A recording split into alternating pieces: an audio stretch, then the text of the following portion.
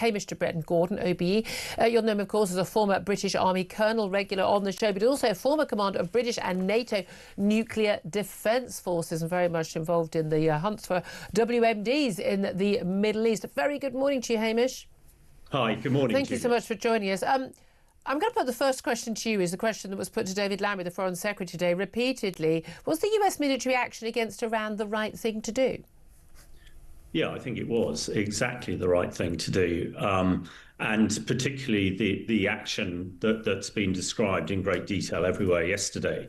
This was the massive ordnance penetrator attacks on key sites, the three key sites where we know that enrichment's happening: Isfahan, Nuntaz and Fordow, the big deep ground one.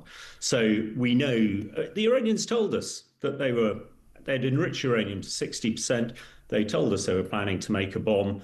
My assessment, looking at everything now, is actually they probably can't do it. I think the site, it's been a very successful attack. And the final thing in this, we know that the Supreme Leader is hiding underground at the moment, but he also knows that there is probably a crosshair of a mop on him. And, he might well be, I think this is what Trump is alluding to. So absolutely the right thing to do as it stands at the moment, whatever other people are saying. And I know there are lots of experts saying lots of contradictory things, but I don't think the Iranians can produce a nuclear device, a nuclear weapon of any credible status for probably several years now. Well, this is the thing. The debate had been, wasn't it? Were they credibly close to getting a nuclear weapon? We know they were building the rockets. We know they'd enriched uranium. That's all beyond doubt. And they said they wanted to annihilate Israel. I managed to put those three things together. I think a 6-year-old could put those three things together and realise there was a threat. But we also know that they'd got, the point where they got to is actually that's the most of the hard work, and getting from 60% to 90% to actually put it on the put it on the ballistic missile and fire it is less work. But even if it's not a complete and utter destruction of their nuclear capability, and they could always just buy it in again in the future and get that expertise back. It doesn't disappear, does it? Even with the death of lots of leading scientists. The point is, they're not going to be an immediate nuclear threat to Israel, the Middle East, or indeed the West. Why do you think so many people, including our own Prime Minister, our own Foreign Secretary, and many on the left in this country, and indeed actually many on the right in America, interestingly, and here, are saying, look, this is crazy, this is going to lead to World War III. It's not made the world a safer place, as you appear to believe, and certainly I believe. Do you think they've got an argument? I think a lot of people are conflating what happened in 2003 when American forces and British forces, ground forces, went in to deal with Saddam's weapons of mass destruction.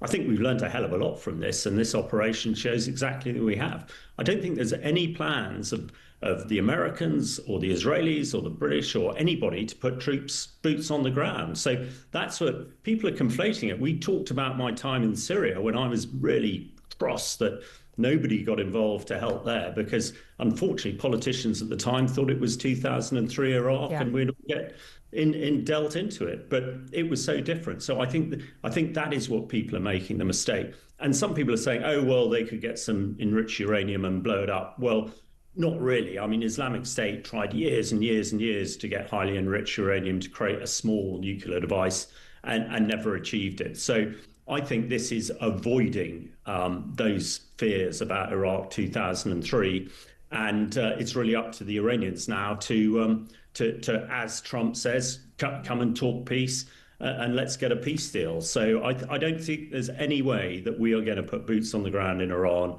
and fight as we did in Iraq in 2000. I mean, it's very, very different, quite apart from the actual size of the country and the size of the regime in Iran. Do you feel that, I mean, Donald Trump has been tweeting about, hey, maybe there should be a regime change.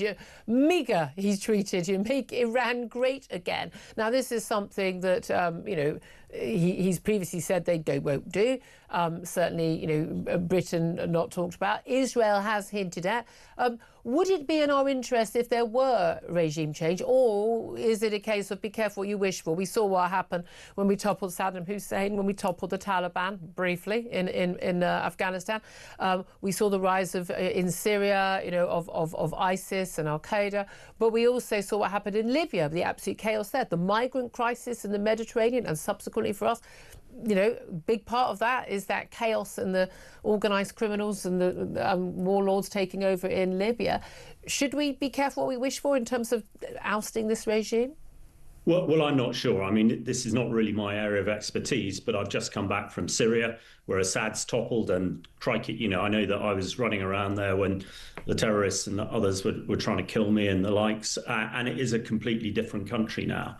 When it comes to regime change, I'm sure the rank and file who have had a miserable life in Iran with the rule of the Ayatollahs and the mullahs for the last 30 years would prefer a more democratic type of country rather than a extreme religious state. So who knows? But let's see. But I do think that what Trump is saying here is that he's got the supreme leaders in the crosshairs of a mob, and in order for that not to be fired, then they need to come and sort out some sort of peace. Going to have to come to the table. And just in terms of, we've just heard reports on Iranian state TV that the nuclear facility of Fordow has been hit again, this time in an Israeli attack.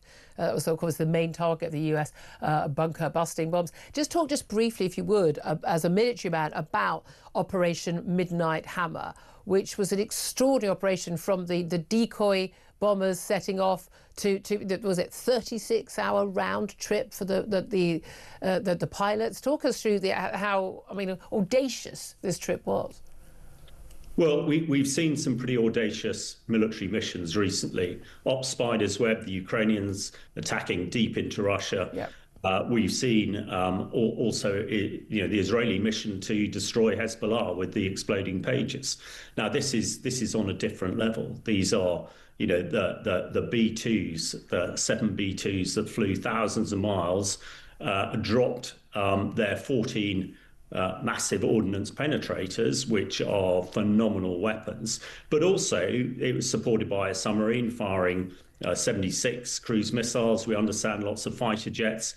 They went in and out and did this without the Iranians even knowing, without even any air defense lighting up, no jets taking off. And we've also heard today that the Israelis have taken out sort of the remainder of the Iranian Air Force. So an extraordinary demonstration of power. And I think what it does shows to the world. And hopefully Putin is sitting in his lair in the Kremlin now trembling. And hopefully, I'm very focused on Ukraine, and I hope President if he's prepared to do this sort of thing, yes, support Israel, then us in the UK, our big threat is the Russians and what's happening in Ukraine. And maybe this is just a marker that will get Putin to the ceasefire table as well. Yeah, bearing in mind, of course, Iran has been helping with drones and the like for Russia in that Ukraine war. Hamish, Bretton, Gordon, always great to have you on. He's a former British Army colonel and former commander of the British and NATO nuclear defence forces. He knows what he's talking about.